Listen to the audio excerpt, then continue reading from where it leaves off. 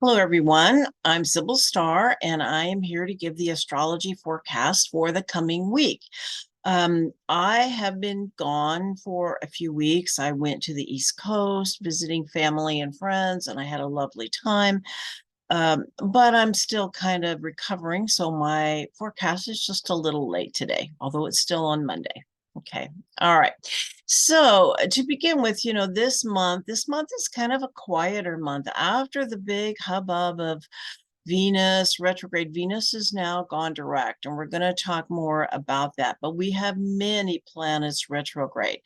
And retrograde times are times to be more still, to go within. And if we're too busy, it is kind of like, swimming upstream. We may not get as much done as if we just stop and kind of reflect and see where the energy really does want to flow. All right, I'm going to talk a little more about that a little later in the forecast, but let us begin with where the sun is. I always like to begin with the location of the sun, and by the way, this is the forecast for the week of September 4th to 10th. And so the sun is in Virgo, and it's traveling from 12 to 18 degrees of Virgo. And Virgo is the archetype of the priestess, and it has to do with our sacred work. And Virgo reminds us that there is no difference between the sacred and the mundane. It's all about mindfulness, about our attitude, about how we approach whatever it is we are doing. Okay. Virgo times tell us it's time to take care of practical concerns, tending to the details of everyday life. And, it may not sound like loads of fun, but it is a necessary part of our lives, and every bit as sacred as everything else. When our space is organized, our mind is a little more organized. Okay. It's an ideal time to get organized, to do detail work, and also to improve communications as Mercury is the ruler of Virgo, although Mercury is retrograde. So, talk a little more about that. Virgo is the sign of self improvement. The shadow of Virgo is the inner critic and the belief that one can be perfect. As they say, as spiritual beings, we are already perfect, but as human beings, we will never be perfect. And so, how to live within that paradox? Um, I love this one quote, and I feel like it applies so much to Virgo. It says, from dust we came and dust we shall return, but in between, all we do is dust. And so it's continually trying to create, to organize, to get organized out of chaos, to organize chaos. That's the way I want to say it. The minute we turn our head, it all turns back to chaos. So Virgo asks us to get organized, but to not get caught up in the belief that everything needs to be perfect, because it never will be. Okay. All right. So, as I said, we've got many planets retrograde, and we're going to talk about Mercury first. So, Mercury is retrograde and is moving from 16 to 10 degrees this week. Mercury's going to go direct next week on the 5th at 8 degrees of Virgo.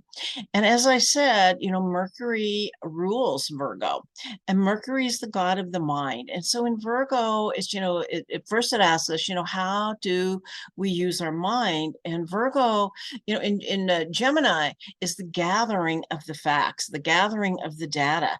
But Virgo goes deep, it analyzes the data. What does all of this mean? Okay, and organizes the facts so that it's more understandable. Um, Mercury in Virgo is focused, efficient, and practical. It's detail oriented and organized. Like I said, it analyzes data. So it's a time of deep using our deep thinking. Critical thinking skills is what I want to say. It's time for some deep thinking and some critical thinking skills to analyze the information that is coming in. And as we do, we come to see what is true and what is not true, to discover, what is true not only just for us, but what is factually true. Okay. And and it's also, I feel like Mercury, as we analyze our data, it helps us to change the way we look at things. I've heard this quote, and it's been attributed to Wayne Dwyer and to Albert Einstein, that when we change the way we look at things, what we look at changes. So it means when we change our perspective, our perception of the world changes, right? And so Mercury is conjunct the sun on September 6th. And when a planet is conjunct the sun, it is said to be Cazimi, Cazimi. It is a term that means in the heart of the sun. It loses oneself in this light of the sun. And when a planet is Cazimi, it is said to gain strength from this. And the Cazimi between the Sun and Mercury occurs twice in its orbit. Once when it is direct, as it was called a superior conjunction, and once when it is retrograde, also known as an inferior conjunction. And we know Mercury is retrograde. And my understanding of when the Sun and Mercury are conjunct like this, it's hard to tell.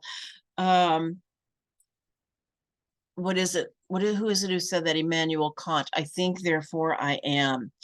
Where when the sun is, it's like our thoughts are such a part of our being. It's hard to get a handle on the fact that we are not our thoughts. Okay. And so that's real important to be aware of. But anyway, the inferior conjunction is the time best spent reflecting on what has been happening when Mercury is retrograde and conjunct the sun. It is best to spend time reflecting on what has happened rather than moving forward with matters. Once again, it brings in those critical thinking skills, our ability to analyze and understand what has actually happened so that we can make better choices based on our understanding of that. While the Cassimi may bring some brilliant ideas, we are usually better off waiting until the retrograde phase is over before acting upon them. Okay. And as I said, Mercury is retrograde until September 5th. And, Mercury is retrograde 3 times a year for 3 weeks. And it comes about when we've gotten ahead of ourselves and need to slow down. Okay. And if we push forward, things may not unfold in the way we were hoping. Okay. There can also be misunderstandings. And when Mercury is retrograde, it's a time to learn patience. Okay. And to also know that everything will right itself when Mercury goes direct, which is on September 15th. Now, Venus has been retrograde since July 22nd, and she went direct just yesterday on September 3rd at 6:20 in the evening Pacific time. And for those of you in other parts of the world, it might be on today on September 4th. Anyway, and so as Venus has now turning direct, she's into what we call the retrograde period. She crosses over all of the degrees that she's already passed over. This will be the 3rd time crossing over these same degrees. Okay.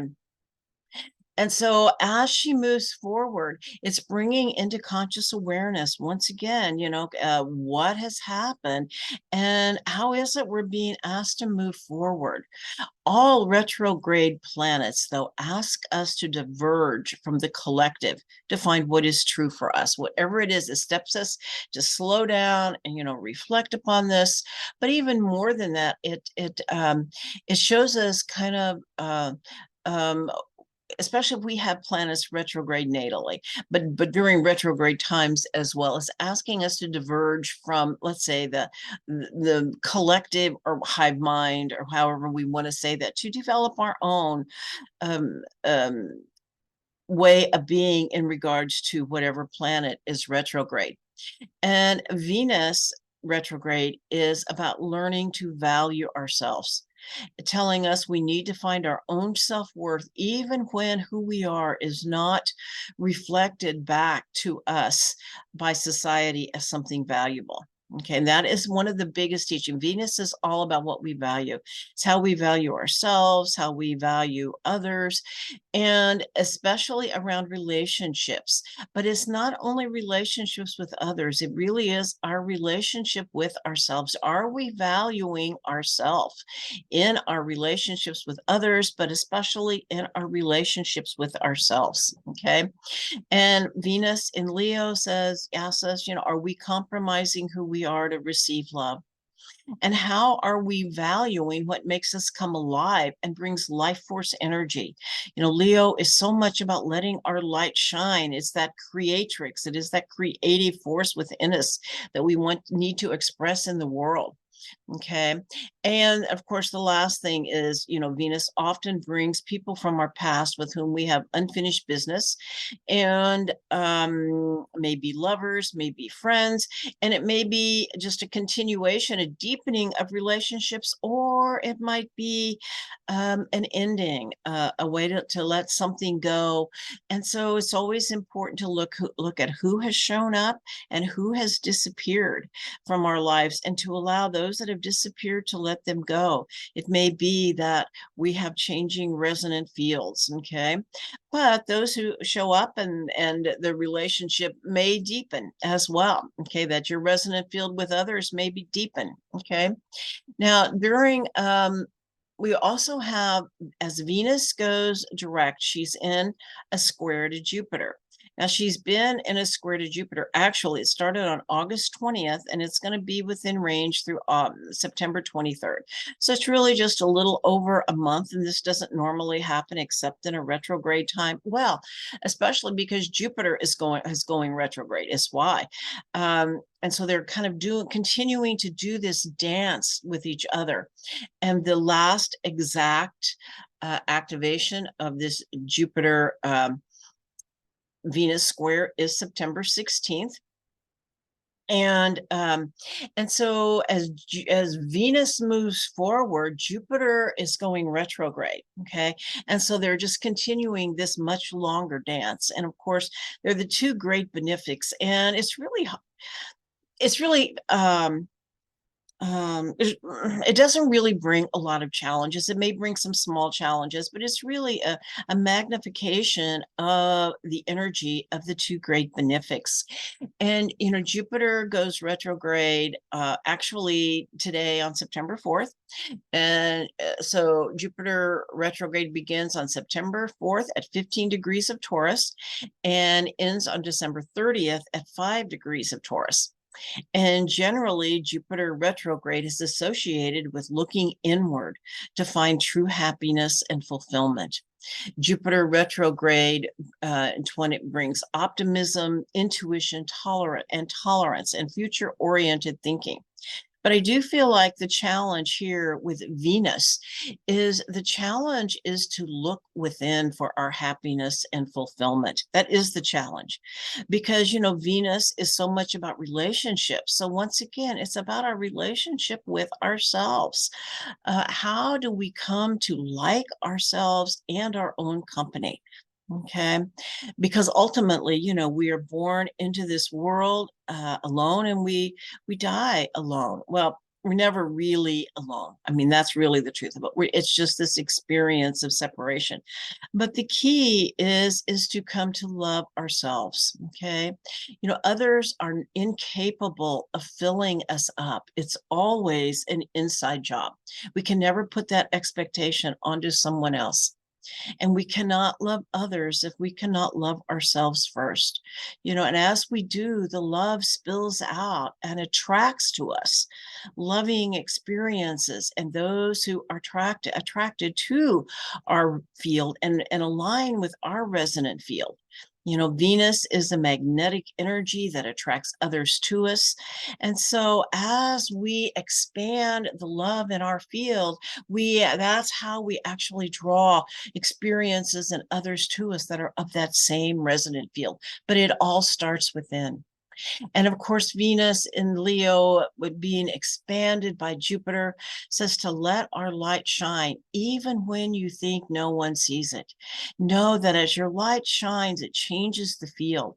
And I've shared this analogy before, and I think it's so important to remember that one light worker can impact up to 1,000 others. And to be the match that when it is lit, ignites the light in others. Just see that all, as your light is shining, it's actually lighting up the field, okay, and everyone in it, okay. All right, and as I said, the retrograde planets are what's super dominant this month, and actually next month. This month we have 7 celestial bodies. Venus. When Venus went direct, Jupiter went retrograde. Okay, so we now have Mercury, Jupiter, Saturn, Uranus, Neptune, Pluto, and Chiron, all retrograde. Mercury through Pluto are planets. Chiron has been called a comet. It's been called an asteroid. It's been called, I've heard it called so many different things. I just now refer to it as a celestial body. Okay. And so with all these planets retrograde, once again, it's giving this message to slow down. This is inner focus. It's time for a reset. And so thinking, and sometimes I look at this and it's kind of like a log jam of energy to slow us down so that we can really reconsider what comes next. We can just get on autopilot and we're just going and going, and we think whatever it is we're doing is what we want. But when we have something to make us slow down and reflect and reconsider, is this really the direction I want to go, or where I want to focus my energy, or where do I want to focus my energy? And it also may take us in some unexpected directions if we kind of let ourselves slow down and feel our way forward. Okay. And of course, the other thing is about stop trying to swim upstream. We're going against the flow. We need to be able to once again open up that log jam and get into the flow of what is really wanting to happen in our lives. Okay. And to take time for ourselves. Okay. And we have also, I didn't speak about this, but a lot of Virgo energy, and Virgo is also about our health. So it's really paying, as we slow down, we're able to really get in touch once again with our body wisdom and with our health. It's a time to reorganize, take care of loose ends, and of course, come into the present moment, because that is really the truth of where life happens, not in the past, not in the future, but only in the present. And this is also where we connect to our divine inner guidance, is when we are in the present moment. Okay. And of course, this is September. We're getting ready to move into the dark time of the year with the spring equinox, which happens on September 23rd in most places, a few September 22nd. Okay. All right. So what is the actual moon doing this week? All right. I guess I forgot to mention one thing. We do have Eris and the North Node conjunct. And of course, the North Node is our way forward. And Pluto is still in a square. It's a little wider square. It's about 3 degrees square. So, we're still at a crossroads. And Eris, Eris is the goddess of discord and conflict, but she's also courage. She's the feminine warrior. She's the one who has not had a seat at the table in many thousands of years. And when you don't have a seat at the table, you can get a little grumpy.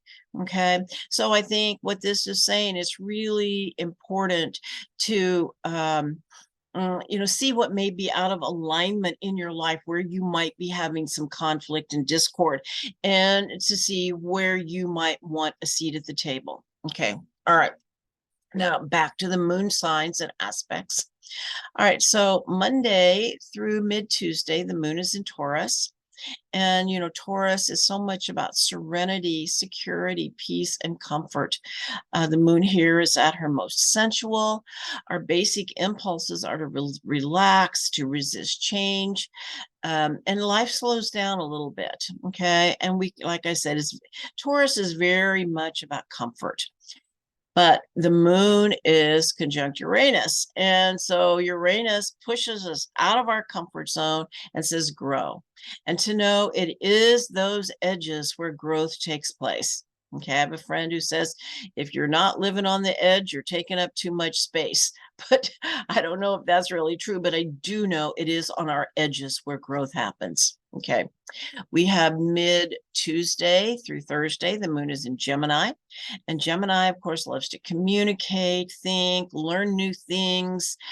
Gemini is a great multitasker. Gemini can be very busy, and it can be lighthearted and fun.